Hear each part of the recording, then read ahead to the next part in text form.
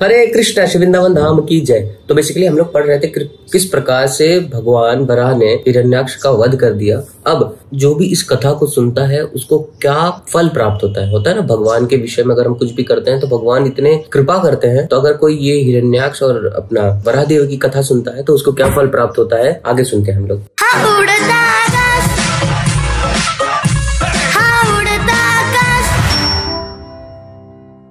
तो मैत्री मुनि ने कहा, हे विदुर, मैंने तुम्हें यह सुनाया कि श्री भगवान किस प्रकार प्रथम शुकर के रूप में अवतरित हुए और द्वितीय शौर्य वाले असुर को महान युद्ध में मार डाला, मानो यह कोई खिलौना रहा हो। मैंने अपने पूर्ववर्ती गुरु से इसे जिस रूप में सुना था तुम्हें सुना दिया। तो ये बोलते हैं ना, भगवद गीता में एक श्लोक है 4.2 में, एवं परंपरा प्राप्ति एवं राजर्षि विदुष काले न महता योगा नष्ट, ऐसा करके एक श्लोक है।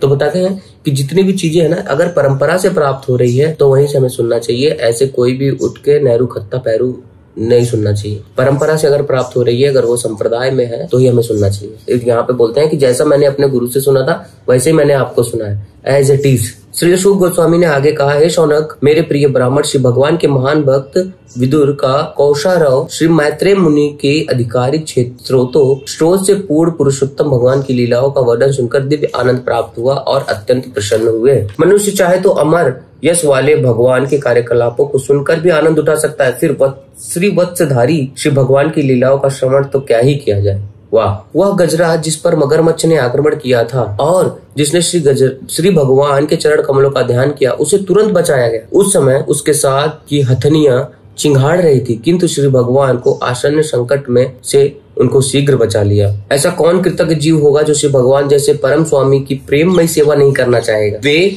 उन विमल भक्तों पर सरलता से प्रसन्न हो जाते हैं जो उन्हीं पर रक्षा हेतु आश्रित रहते हैं, किंतु किसी अनुचित व्यक्ति को उन्हें प्रसन्न कर पाने में कोई कठिनाई नहीं होती। तो देखो कितना सुंदर लाइन में लिखा है कि ऐसा कोई व्यक्ति होगा जो भगवान का भजन नहीं करेगा या भगवान की सेवा नहीं करेगा। भगवान के ऊपर जो आश्रित हो जाता है, भगवान उसकी रक्षा के लिए सदैव तैयार रहते हैं। वाह, अब हम जानेंगे कि हम जब ये हिरण्याक्ष और असुर हिरण्याक्ष की ये जो पूरी कथा है, इस कथा को अगर हम सुनेंगे तो हमें पुण्य क्या प्राप्त होगा। तो यहाँ पे बताया है, हे ब्राह्मणों, जगत के उद्धार हेतु आदि शुकर रूप में प्रकट होने वाले श्री भगवान द्वारा हिरण्याक्ष वध के इस अद्भुत आख्यान को जो कोई सुनता है, गाता है, इसमें आनंद लेता है, वह ब्रह्म हत्या जैसे पापमय फल कर्मों से तुरंत मुक्त हो जाता है। तो इसका मतलब है, हमने ये पढ़ा है तो वाह, और आपने सुना है, देखा कितना अच्छा है ये। यह परम पवित्र आख्यान चरित्र अद्वितीय यश, संपत्ति, ख्याति, आयुष्य तथा सभी मनोवांछित फल देने वाला है। युद्ध भूमि में यह मनुष्य के प्राणों तथा कर्मेंद्रियों की शक्ति वर्धित करने वाला है। ए शौनक, जो अपने अंत काल में इसे सुनता है वह श्री भगवान के परम धाम को जाता है। तो हम जितना ज्यादा भगवान की लीला को सुनेंगे, यहाँ पे क्या लिखा है, जो अपने अंत काल में इसके बारे में सुनता है, हाँ, उसका क्या होता है, उसका चरित्र, उसका यश, उसकी संपत्ति, उसकी ख्याति, उसका आयुष्य, ये सारी चीजें बढ़ने लगती है और वो क्या होता है, अंत में भगवान के धाम जाता है। तो इस प्रकार श्रील प्रभुपाद की जय। तो असुर हिरण्याक्ष के वध के नाम 19वें अध्याय का समाप्त हुआ। अब हम कल पढ़ेंगे अध्याय 20, मैत्री मुनि के साथ में संवाद। हरे कृष्णा। गुड न्यूज है, पहले इस्कॉन का हरे कृष्णा प्रभु जी, यहाँ पे प्रसादम क्षेत्र खुल चुका है। पहले प्रसादम हॉल भी आएगा, प्लीज अपने टांगे टूंगे फिट करके आए, बहुत भीड़ होने वाली है और चल के आना पड़ेगा मंदिर से गौशाला। ये इस्कॉन का नया गौशाला में प्रसादम हॉल है।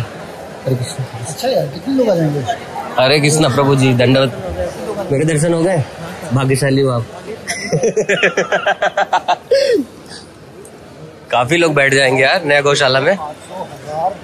2000 का है। कहाँ पे लेना, कहाँ पे? अच्छा, वहाँ पे। और जैसे ही आप हॉल से बाहर निकलोगे आपको इस्कॉन की गौशाला देखने को मिल जाएगी। और यहाँ पे हाथ धोने के लिए इस तरीके से बना है कि जो पूरा पानी है वो इसमें जाए। बहुत बड़ा गौशाला है, मस्त ना। जय हो ब्रज की रज की जय। आज वर्ल्ड फूड डे है ना, तो हमारे स्कूल में सारे बच्चे लोग देखो कुछ ना कुछ बना रहे हैं खाने के लिए। बेसिकली इनको सिखाया जा रहा है। कचौरी बना रहे हैं, चॉकलेट केक ना, बहुत बढ़िया। हमारे स्कूल में सारे बच्चों को हर प्रकार से ट्रेनिंग दी जा रही है। जो लोग मुझसे पूछ रहे थे कि ये पॉडकास्ट कब आएगा, तो ब्रज प्रभु एडिट कर रहे हैं और दीपक प्रभु ने पूरा पॉडकास्ट एडिट कर दिया है। दीपक प्रभु अपना मुंह दिखा दो। तो ये दोनों प्रभु जी ने अपना एडिट किया है। ये हमारी टीम की नई बैकबोन है दीपक। उसके बिना कुछ नहीं होता आजकल। तो बस अब ये YouTube पे वीडियो कब आएगा ये मत पूछना, बट यही समझो 2 दिन में आ जाएगा। आज ही कर देना अपलोड। हाँ अपलोड आज कर दूंगा। थंबनेल भी तो बनाना है। चलो थंबनेल बनाए कैसे डालेंगे, तो यह थंबनेल बनाने वाला जो बना दे अब भी मुझे संपर्क करें इंस्टाग्राम पे। चलो कुछ तो बोला है ब्रज, वो हटाना मत, वो हटाना मत, हटाना मत। हाँ हटा नहीं, हटाना मत। अरे हटाना मत, मैं बोल रहा हूँ। कसम दे दो। अरे कसम मैं पीछे जाता उसको आगे बिठा दिया। अरे तो अच्छा लग रहा है ना। आप हटना, हटाना मत, हटाना मत। आप सीधा ये तो पेमेंट कुछ ही दे रहे हैं, पैसा भी पेमेंट मिलेगा, सब कुछ मिलेगा, सब मिलेगा, पर हटाना हटना नहीं, इसे हटना नहीं। कसम। अरे नहीं कुछ नहीं अजीब लग, कुछ नहीं अजीब लग रहा है। पॉज है भाई, पॉज नहीं रुको, नहीं कोई पॉज नहीं हो रहा। अरे नहीं निकल, आप यहाँ से करो। हाँ बिना मतलब के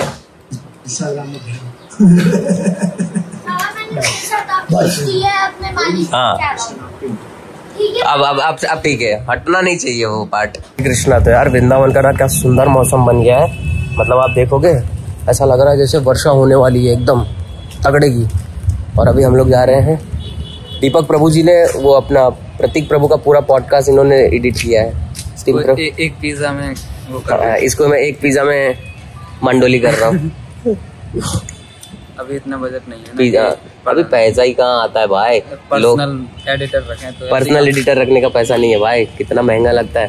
एक तो एक प्रभु जी हैं, हाँ वो प्रभु जी थंबनेल बना देते हैं, वही बहुत बड़ी बात। क्योंकि मेरे मैं इस फील्ड का हूँ नहीं ना। अगर मैं इस फील्ड का होता, जैसे ये एडिटिंग फील्ड का होता, तो मैं कर लेता था। मैं बोल सकता हूँ हाँ प्रभु आओ, मैं बोल सकता हूँ और लाइक कुछ कर सकता हूँ, बट ये नहीं कर सकता। चलो हाँ, शूट कोई और करता है, एडिट कोई और करता है, थंबनेल कोई और बनाता है। वही तो इतनी तेजी से बारिश हो रही है, तो मैंने सोचा था कुछ दिन पहले अपने स्कूटी धोऊंगा, पर नहीं धो पाया और आज अपने आप धुल गई। मस्त बादल उदल गरज रहा है, बारिश हो चुकी है ब्रज में। 5 मिनट रुक जाओ, बस घर पे पहुंच जाओ, फिर उसके बाद बरसों जितना बरसना है। जस्ट घर पे आया हूँ, इतनी बारिश। और हमारा मतलब अगर मैं ज्यादा देर वेट करता तो बहुत देर तक बाहर रहना पड़ता, तो मैं बोला चलो भीग के क्यों ना जाते हैं बाहर। ओले पड़ रहे थे, ओले। मैंने तो मोबाइल सब अंदर रख दिया था, क्योंकि मोबाइल में पानी जाता तो भाई बर्बादी हो जाता है। ओले पड़ रहे थे लिटरली, इतना ठंडा, इतनी ठंडी हवा पूछो मत। 1 घंटे से ज्यादा बारिश हुई, फिर कैसे करके अभी बिजली कुछ भी नहीं है, ये तो इन्वर्टर पे चल रहा है। बट मजा आ गया आज के दिन में, तो मैं ज्यादा जा नहीं पाया बाहर, और बहुत सारी काम किए जो मैं रिकॉर्ड ही नहीं कर पाया। खैर आज का दिन बहुत ही अच्छा था राधे श्याम की कृपा से। कल मिलते हैं, क्योंकि अभी तो सर्दी का जुगाड़ करना है ना, अभी सर्दी हो जाएगी।